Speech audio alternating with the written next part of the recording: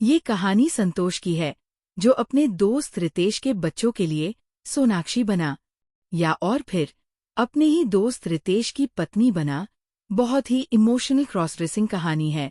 जाने जैसे कल ही की बात है जब मेरे दोस्त रितेश का देर रात मेरे पास फोन आया था।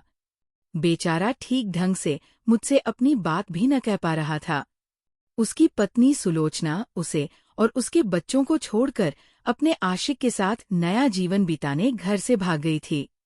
ये बात से उसे इतनी शर्मिंदगी का एहसास हो रहा था कि वो अपनी मदद के लिए अपने किसी रिश्तेदार से भी न कह सका। 3 साल का छोटा बेटा और 6 साल की छोटी बेटी को छोड़कर न जाने कैसे उसकी पत्नी चली गई थी। लोग तो रितेश को ही दोष देते कि वो अपनी पत्नी को खुश न रख सका। रितेश यार, बच्चे अपनी माँ के बगैर खाना भी नहीं खा रहे हैं। उसने रोते हुए मुझसे बस इतना ही कहा था। इसके आगे उसे कुछ कहने की जरूरत नहीं थी।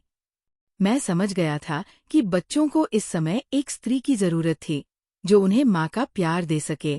रितेश मेरी क्रॉस ड्रेसिंग के बारे में जानता था। शायद इसलिए उसने मुझे फोन किया था। मैंने भी तुरंत ही उस समय रात को एक सिंपल सी साड़ी पहनकर बच्चों के पास जाना उचित समझा। रास्ते में मैंने उन सभी के खाने के लिए कुछ खरीद लिया था। घर में सभी उदास थे और भूखे भी। एक नई आंटी को घर में देख बच्चों ने मुझे गले लगा लिया था। उस समय मैंने अपने भविष्य की न सोचकर बस उस समय बच्चों को खाना खिलाने पर ध्यान दिया था। 1-2 दिन बच्चों का ध्यान रखने के बाद भी मुझे लगा कि इन्हें मेरी जरूरत है। तभी तो मैं उनकी आंटी बनकर रुक गया। और करीब 1 हफ्ते बाद न जाने कब और कैसे मैं उनकी आंटी से माँ बन गई, ये पता भी न चला। शायद मम्मी ये शब्द पहले नितीक्षा बेटी ने कहे थे। वो शब्द सुनकर मैं भाव विभोर हो गई थी। शायद इसलिए तो उन्हें छोड़कर वापस अपनी लड़के वाली जिंदगी में जाने का तब ख्याल ही कहीं पीछे छूट गया था। कभी मैंने सोचा भी नहीं था कि मुझे मम्मी होने का सुख मिलेगा। दोनों बच्चों के प्यार के सहारे मैं भी उन्हें खूब प्यार देती। कितना अच्छा लगता था जब वो मेरे पास आकर मेरी साड़ी का पल्लू खींचकर मुझसे कुछ मांगते और मैं भी उन्हें प्यार से अपनी गोद में बिठा लेती।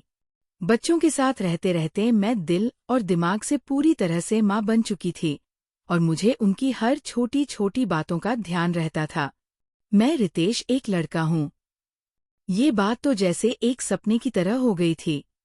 मेरे मन में शायद वात्सल्य की भावना इतनी भर चुकी थी कि मेरा शरीर भी धीरे धीरे बदलने लगा था और मेरे दुबले पतले शरीर पर लगातार ब्राकी वजह से बक्श उभर उठे थे।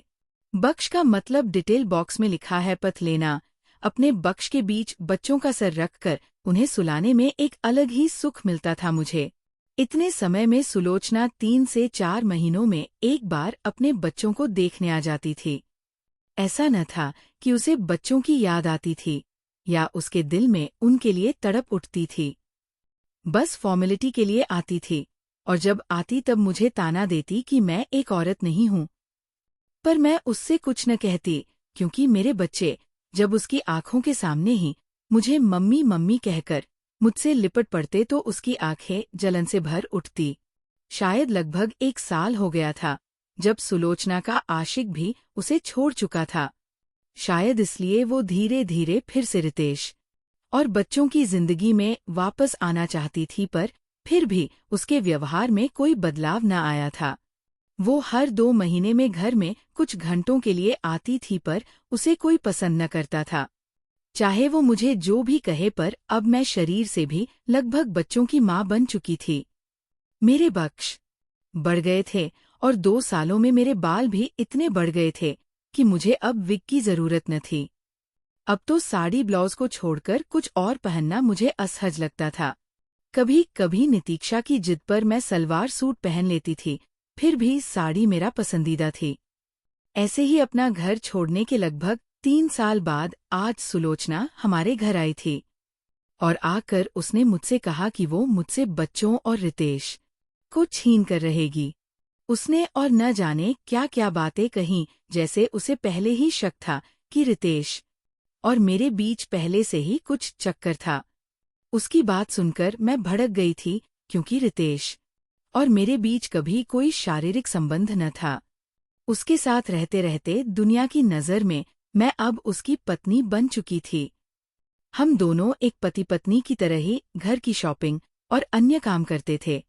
बस कभी कभी ऑफिस जाने के पहले वो मुझे गले लगाते थे, या फिर कभी कभी सोते समय पर। फिर भी हम दोनों के बीच वैसा शारीरिक संबंध नहीं था जैसा सुलोचना मुझ पर आरोप लगा रही थी।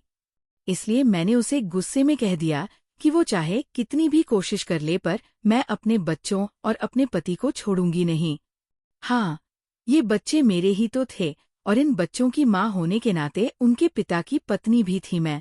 शायद मुझे गुस्से में सुनकर मेरे बच्चे भी अपने कमरे से बाहर आ गए और अपनी मम्मी का सहारा बनने के लिए उसकी कमर से लिपटकर खड़े हो गए। मेरे इस रूप को देखकर सुलोचना तुरंत ही उल्टे पैर घर से बाहर निकल गई। आज शायद उसे समझ आ गया था कि मैं अपने घर को टूटने न दूंगी। उसने तो बच्चों को सिर्फ जन्म दिया था, पर मैं उनकी असली माँ हूँ। रात में जब रितेश घर आए तो खाना खाने के बाद हम दोनों अपने कमरे में सोने आ गए। लगता है आज सुलोचना घर आई थी। उन्होंने मुझसे कमरे में मेरा हाथ पकड़कर कहा, हाँ, मगर आपको कैसे पता चला? मैंने सर झुकाकर पूछा। क्योंकि आज तुम्हारा खुश चेहरा उदास दिख रहा है। वो जब भी आती है तब ऐसा ही होता है। उन्होंने मेरे चेहरे को उठाकर कहा। मैं कुछ देर चुप रही और फिर उनसे कहा, सुनिए। हाँ बोलो सोनाक्षी, मैं आपकी पत्नी हूं ना? मैंने पूछा तो वो मुस्कुराकर बोले, हाँ सोनाक्षी, तुम मेरी पत्नी से भी बढ़कर हो। उनकी बात सुन मैं भावुक हो उनसे गले लग गई और उनसे बोली, आज मैं आपकी पूर्ण रूप से पत्नी बनकर अपना तन मन आपको सौंपना चाहती हूँ। शायद वो मन ही मन मुस्कुरा रहे थे।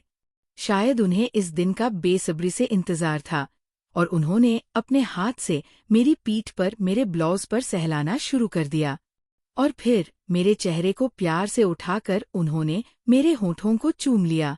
शायद सुलोचना की उस बात ने मुझे एक पत्नी के रूप में अपने अधिकार का ध्यान दिला दिया था, और आज मैं इनके साथ अपना सर्वस्व उन्हें सौंपने जा रही थी। मन की सारी शंकाएं दूर हो गई थी। हाँ, मैं एक माँ हूँ। मैं एक पत्नी हूँ। मैं मिसेज सोनाक्षी रितेश शर्मा हूँ।